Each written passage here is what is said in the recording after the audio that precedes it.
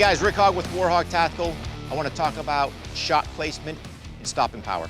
So really, first of all, when we come out to the range, a lot of times we're using some type of paper target, which is fine. However, to me, a lot of guys get wrapped in, if I look at this target, it's a big kind of center A-zone hit.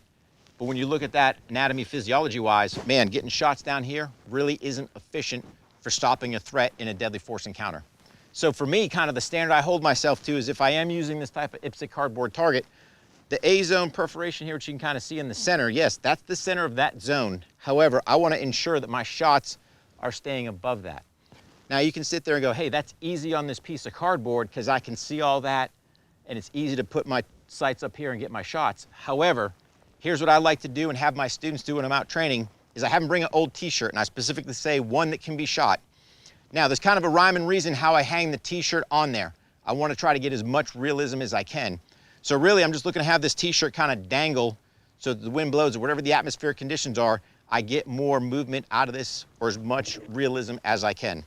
So the important thing is when you're attaching the t-shirt, the collar is really my key point. I need to make sure I get that straight. So I'm basically coming up to the edge. I'm gonna get a staple.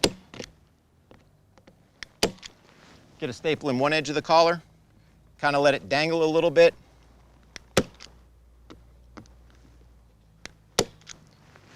Get the other edge of the collar there, and then I'm just taking the arms, and I'm not going taunt.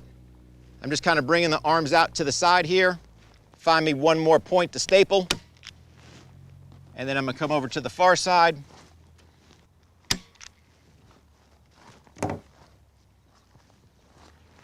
And then find me one more point to staple. So when you look at it, it's kind of laying here. I've actually got a t-shirt on there, which is more realistic to what I'm gonna do. Now, when I bring this target down range, I'm gonna do two things. I'm gonna shoot two distinct groups. So really, if I were to look at this target from basically neck to the bottom of the shirt, right about there, center mass. I'm gonna make sure I shoot a group there. And then I'm gonna give you a little bit of instruction, tell you where I would aim at, explain it, shoot it, bring the target back, we'll take a look and see where our hits are. Get your eyes and ears while I bring this target down range. So again, I'm here, so I'm gonna go ahead and conduct my Hogg administrative load.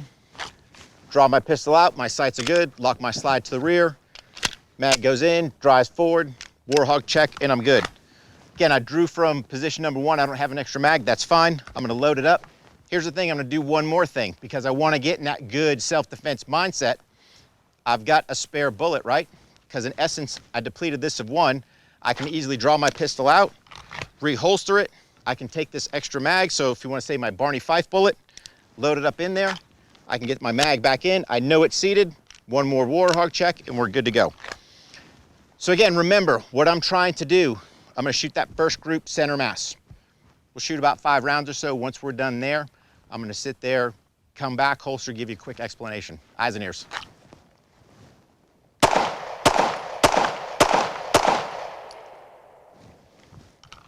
Okay, so if you kind of look at the target there, the shots are center mass, right? So now what I'm gonna do is if you think about this, when it comes to shot placement, the collar is always a constant. Doesn't matter what garment you're wearing, you have a collar.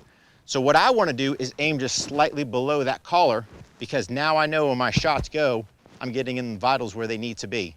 So again, this next iteration, I wanna aim slightly below the collar, using that as my reference point, and then let's see where our shots are at.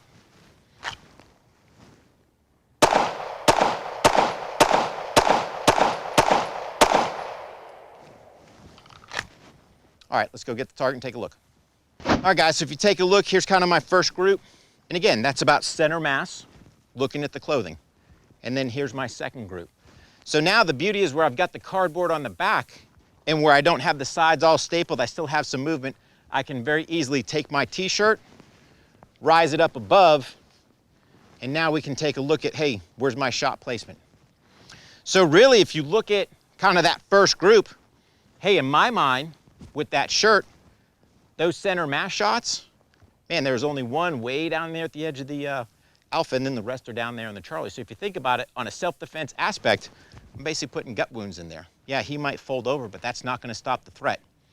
Now, when we use the collar as the reference point, now you can see, hey, again, we talked about there's my A, and again, I want to keep all my shots above. Boom, they're all right there. So I'm getting those shots up there in the vitals, because again, God forbid you're ever in a deadly force encounter, I want my shots efficient, effectively on target, and I want to be able to stop that threat so they're not causing any more harm to either myself or my family members. Go out, put a t-shirt on your targets, train with it, add as much realism as you can, and again, this will enhance your survivability, God forbid you're ever in a gunfight.